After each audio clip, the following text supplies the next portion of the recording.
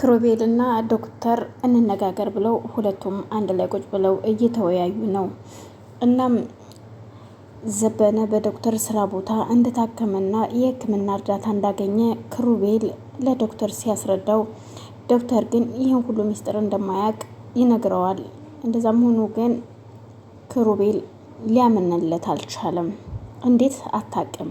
አንተ ባታገለግለው አንተ ባታክመውም እንኳን እንዴት የስራ ባልደረቦችህ አልነገሩህም ሲለው፣ በፍጹም እና እኔ ስለሱ እየደበክ ነው እያልከኝ ነው ክሩቤል ሲለው፣ እንደዛ ማለቴ ሳይሆን ኢንፎርሜሽን ይኖርሃል ብዬ ነው።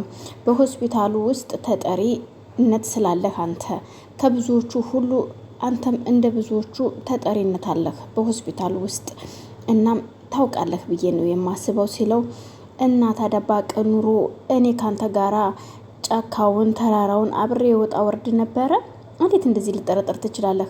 እርግጥ አጠረጥርም ብዬ አልገምትም። ምክንያቱም የሰማኸው ነገር እውነት ስለሆነ እኔም ስለደረስኩበት ነው አሁን ሲለው፣ አዎ ስለዚህ ታዲያ ምንድን ነው የምትለው ሲለው፣ እኔም አንተም ባለህበት እሱን ፍለጋ እንድትቀጥል እኔም ባለሁበት ፍለጋውን እንድንቀጥል አይደል እንዴ ተነጋገር ነው። ካልሆነ ካላገኘን ደግሞ እኔም በሆስፒታሉ በኩል ፍለጋ እንዳካሄድ ነው አይደል የተወያየ ነው። እንዴት ለፖሊሶች አልጠቁምም ነበር እኔ እዛ ከሆነ ሲለው፣ እኔ እንጃ ዶክተር እኔ አላቅም ይለዋል። ሀረግና ሊዲያ እያለ ድሮዋ ሊዲያ ሀረግን እነ ሻይ ቡና ልበልሽ ብላ ይዛት ወጥታለች። እናም ግን ዛሬ ምን በተመለከተ ነው የዛሬው ግብዣ ስትላት፣ እስኪ ገምች ስትላት ሊዲያ፣ ሀረግ ደግሞ እኔ እንደሆነ መገመት አላቅም ስትል፣ እና ስለ መግባባታችን ይሆን ስትላት፣ ያላቅምሽ ተንጠራራሽ ስትል፣ ምን አይ ወዲህ ነው አለቻት። እና አይ ስለ ስራ ቦታው ለማክርሽ ፈልጌ ነው ስትላት፣ ኑ እንዴ ምን ችግር አለው ስትላት፣ ሀረግም ዝም በይ አንቺ ገና ስራ አልተሰራልሽም እያለች እሷም እያጉመተመተች በውስጧ ታወራለች። ሀረግም ምንድነው የምትይው ሊዲያ ስትላት፣ አይ ምንም ወደዚህ ነው እማዬ እኮ እንደዚህ ተሰባስበን ቁጭ እንድንል እና ሁልጊዜም ስለ ዶክተር ልታመሰግን እንድትጸልይለት ብዙ ምኞት ነበራት። ግን ነገሮች ሁሉ እንዳሰብነው አልሆኑም። እማዬም ሞተች። እናም ዶክተር ለእኔ ብዙ ነገር አድርጎልኛል፣ ብዙ ነገር ሆኖልናል ለእኔም ለቤተሰቦችም። እናም ይሄ ስራ አይደለም ለእኔ ስትላት፣ እና ግን አንቺ ጎበዝ ነሽ የተሻልሽ ሰው ነሽ እና ጎበዝ በርቺ ትላታለች ሊዲያም። እሷ ግን በውስጧ የሆነ ስራ ልትሰራ እንዳሰበች ሀረግ በፍጹም አልነቃችም። እውነት መስሏት ሀረግም እሺ እያለች ትቀበላት ነበር ሀሳቧን። እናም ያው ታውቂያለሽ እኔ ረጅም ጊዜ ብቻዬን ነበርኩኝና ለዛ ነው መሰለኝ ከሰው ጋር መግባባት የማልችለው ትላታለች።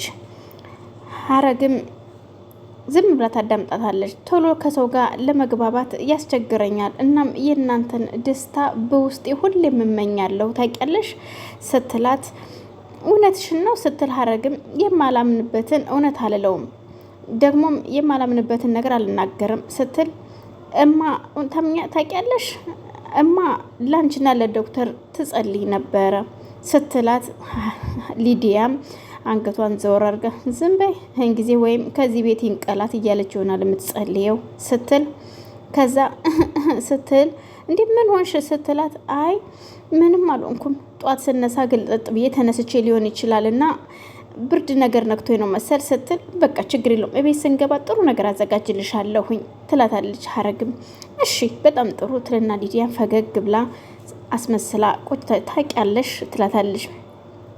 ከቤት እንዲህ በነፃነት ከወጣሁኝ በጣም ብዙ ቆየው ስትል ለዲያ ትነግራታለች።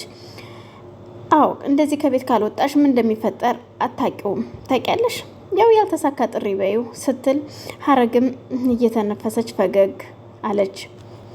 ዶክተር እጅግ በጣም ተናዶም ስለነበረ የሚያደርገውን ሁሉ ጠፍቶታል። እናም ክሩቤልም አጠገቡ ቁጭ ብሏል። ዶክተር ሲለው፣ ክሩቤል ተናደህ ታውቃለህ ሲለው፣ ይሄ ጥያቄ ቢቆየኝ ጥሩ ነበር ሲለው፣ ማለት ሲል ዶክተርም ጠየቀው። ይኸውልህ እንደዚህ አይነት ነገሮች መቼ ተናደርክ፣ እንዴት ተቆጣህ፣ እንዴት ተናደርክ፣ እንዴት ተበሳጨህ የሚባሉት ነገሮች ቢቀሩ ይሻለኛል። ይኸውልህ እኔ አሁን በጣም ተናድጃለሁ፣ እያናደርከኝ ያለኸው ደግሞ አንተ ነህ ሲል ዶክተር ለክሩቤል ይመልስለታል።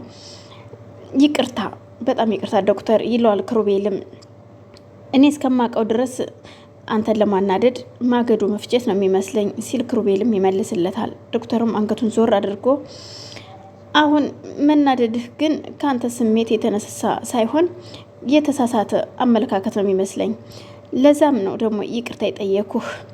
እሺ አሁን ወደ ጉዳያችን እንግባ ሲለው ዶክተር እዩልህ ይሄ ዘበነ በትልቅ ሁኔታ ቆስሎ ነበረ። ይሄ ማለት ደግሞ አንድ ኩላሊቱን እስከ ማጣት የደረሰ ነበረ ሲል ክሩቤል ለዶክተር ይነግረዋል። ከዚህ ቤት ከወጣ በኋላም ሳይችል ቀርቶ ወይም ጊዜ ደብቆ ራሱን ደብቆ ነበር ያለው። ከዛም በኋላ በሰዎች እርዳታ ወደ እናንተ ሐኪም ቤት ሂዶ እርዳታዎችን አገኘ። እናም ብዙ ሰዎች አገዙት። የቆየውም ከ2 ሰዓት ያላነሱ ነበር የቆየው። እና ታዲያ ቆይ አሁን በህይወት አለ ነው የምትለኝ ሲለው አዎ፣ ምክንያቱም መረጃዎች የሚያሳዩት በደንብ እየተነፈሰ እንደወጣ ነው መረጃዎች የሚያሳዩት ዶክተር ሲለው ይሄን ነገር አላምንም እኔ ሲል ዶክተርም ለክሩቤል ይመልስለታል። ክሩቤልም ይሄ ነገር እኔ አልገባኝም እንግዳ እየሆነብኝ ነው ሲል እኔም እኮ ሄጄ ሪፖርቶችን ሳገላብጥ ነበረ፣ ግን ደግሞ የዶክተር የዘበነን ምንም አይነት መረጃ አላገኘሁም ሲል ዶክተር ይመልስለታል። ማግኘት እኮ ነበረብኝ። አይ ምክንያቱም ስላልተመዘገበ ሊሆን ይችላል፣ ማህተብ አልተመታ ይሆናል ይሏል ክሩቤልም። ዶክተር ደግሞ እጅግ ጥንቅ እያደረገ ነው። ክሩቤል ግን እውነቴን ነው የገባው፣ ግን እዛው ከእናንተ ሆስፒታል ነው ሲለው ግን እንደው እዛን የገባው ብለህ ታስባለህ? እውነት ያገዘው የረዳው ሰው አለ ብለህ ታስባለህ ሲለው ሊሆን ይችላል ይለዋል። ምናልባትም ስሙንም ወይ ቀይሮ ሊሆናል ወይ ከማህደር አስጠፍቶት ሊሆን ይችላል ይሏል። የሆነ ሰው ይሄን ነገር ማወቅ አለበት ሲል ዶክተርም እጣቱን ይቀዝራል። ማን ሊያውቅ ይችላል? እንደርስበታለን ይላል ዶክተርም። ሁለቱም ብስጭት ውስጥ ናቸው። ሀረግ እሺ እና ሱፐርማርኬቱ እንዴት አገኘሽው ትላታለች ሊዲያ ለሀረግ።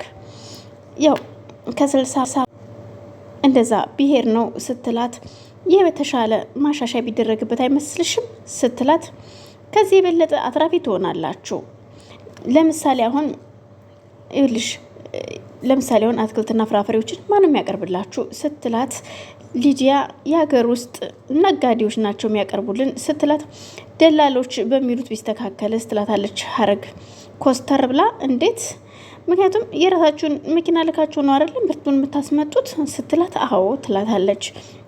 ነጋዴዎች የምትሏት እኮ እናንተ ይኸውልሽ እናንተ ከፍተኛ ሂሳብ እንዲቀበሉ ነው። ገበሬዎች ደግሞ አንዴ የሚያስረክቧቸው በፍቃድ ቋንቋ የሚጀነጅኑትን ነው። ግን ችግራችንን በጣም ነው የሚያቀሉት።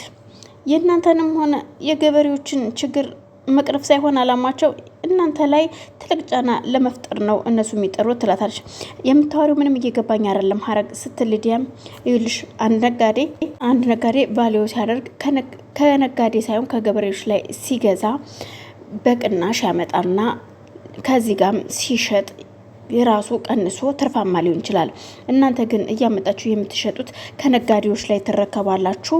የምታተርፉት 10 ብር ብቻ ነው። ምክንያቱም ለምሳሌ አንድ ሳሙና ብትሸጪ 40 ብር፣ አንቺ የምታተርፊው ግን 10 ብር ብቻ